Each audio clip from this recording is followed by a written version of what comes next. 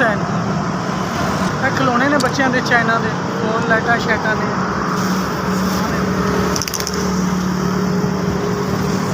ਇਹ 100 रुपये हाँ जी, 100 की 150 की जिन्हें की विक जाए।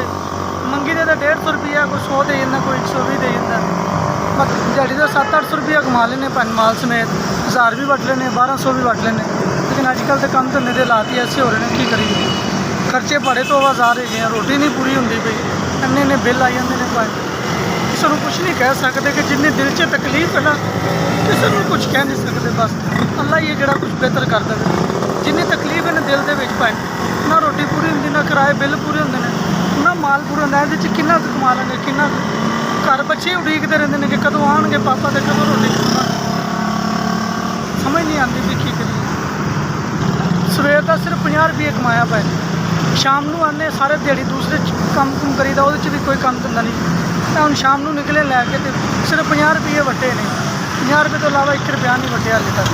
रोडों पर फिरते पे कोई तो समझ नहीं आ रही कितने जाइए।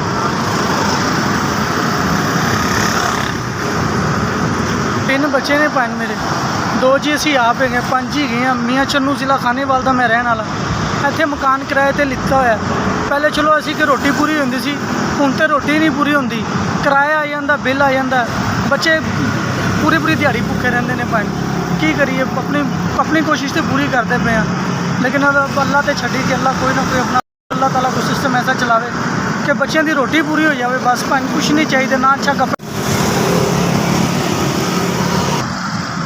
जिन्हें मेरी मदद की है गरीब की, अल्लाह ताला उन्होंने खुशियाँ देवे, उन्होंने तंदुरुस्ती देवे, अल्लाह उन्होंने होर रिज़्क देवे। उन्होंने मेरे गरीब का ख्याल किया, अल्लाह पाक उन्होंने एहसास करन, अल्लाह पाक उन्होंने होर भी इस तो ज़्यादा देन इस चीज़। जिन्होंने मेरी 4000 की मदद की है, मैं उन्होंने बड़ा शुक्रगुजार हाँ। अल्लाह पाक उन्होंने होर अजर देवे, होर देवे मौला। SBS बड़ी मेहरबानी इस्लाम है।